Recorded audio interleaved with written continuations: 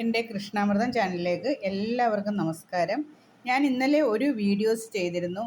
ചോറ് ബാക്കി വരുന്ന ചോറ് കൊണ്ടോ അതല്ല ചോറ് കൊണ്ട് നമുക്ക് ഒരു പലഹാരം. അത് എന്തൊക്കെയാണെന്ന് ഞാൻ ഒന്നും കൂടി പറയാം. ചോറ് നല്ലോണം മിക്സിയിൽ അരയ്ക്കുക. അതിൻ്റെ കൂടെ ഒരു 2 സ്പൂൺ തൈരും ഒരു അര ഗ്ലാസ് അരിപ്പൊടിയും ചേർത്ത് നല്ലോണം മിക്സ് ചെയ്ത് അതിനകത്ത് ക്യാരറ്റ്, പച്ചമുളക്, തക്കാളിയുടെ വിത്ത് വേണ്ട, അതിൻ്റെ മാംസം മാത്രം മതി. അത് പച്ചമുളക്, മല്ലിയില, കറിവേപ്പില, പുതിനയില, പിന്നെ പൈനാപ്പിള്, കുറച്ച് എള്ള്, ഉപ്പ്, കാശ്മീരി മുളക് പൊടി, ഇച്ചിരി മഞ്ഞൾപ്പൊടി എല്ലാം കൂടെ ഇട്ട് നല്ലോണം മിക്സ് ചെയ്ത് നമ്മുടെ ഇഡ്ഡലിത്തട്ടിനകത്ത് എണ്ണ തടവിയിട്ട് കോരി ഒഴിച്ചിട്ട് കട്ട് ചെയ്ത് ഈ ചോറ് കഴിക്കാനും പച്ചക്കറിയൊന്നും കഴിക്കാൻ പറ്റാത്ത കുട്ടികൾക്ക് വേണ്ടിയുള്ളതാണ്. അത് ഇന്നലെ വീഡിയോസിൽ എന്തായതുകൊണ്ട് ഞാനത് ഇപ്പോൾ ഒന്നും കൂടി രണ്ടാമത് ഒരു വീഡിയോ കൂടി ഇടുകയാണ്. അത് ശരിയാക്കി വെച്ചേക്കുന്ന വീഡിയോ ആണ്, കണ്ടില്ലേ?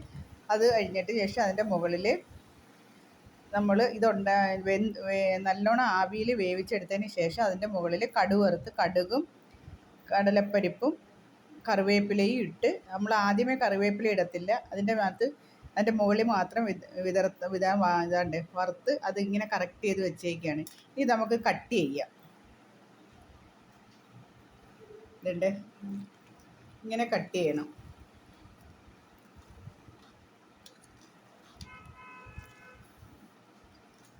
ഇങ്ങനെ ചെറുതായിട്ട്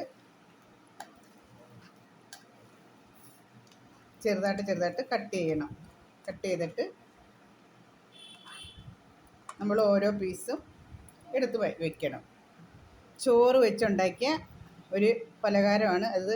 നമ്മൾക്ക് തക്കാളി സോസോ ചില്ലി സോസോ ഒക്കെ ആയിട്ട് കുട്ടികളുടെ മുമ്പിലും ഒക്കെ വെച്ച് കൊടുത്താൽ നല്ല ടേസ്റ്റ് ആയിരിക്കും. ഇതേ കണക്ക് പിള്ളേരെല്ലാം ഇഷ്ടപ്പെട്ട് കഴിക്കും. ഇതാണ് ഇന്നലെ കാണിച്ച റെസിപ്പി. അതിൻ്റെ സെക്കൻഡ് പാർട്ടാണ് ഈ കാണിക്കുന്നത്. എല്ലാവരും ഇത് ചെയ്ത് നോക്കണം. ഉണ്ട്, ഇതിന് ചട്നി വേണമെങ്കിൽ നമുക്ക് അരച്ച് കഴിക്കാം. അതല്ലെങ്കിൽ ഇത് 2 സോസുകൾ ചേർത്ത് നമുക്ക് നല്ലോണം കഴിക്കാൻ പറ്റും. എല്ലാവരും ചെയ്ത് നോക്കണം. ഇതാണ് ഇന്നലെ കാണിച്ചതിൻ്റെ ബാക്കി റെസിപ്പി. നല്ല ടേസ്റ്റാണ്. എല്ലാവരും ചെയ്ത് നോക്കണം. Okay, thank you.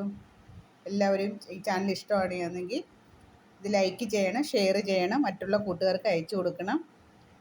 ഓക്കെ, അടുത്തൊരു വീഡിയോസുമായിട്ട് അടുത്ത ദിവസം കാണാം. അതുവരെയും നമസ്കാരം.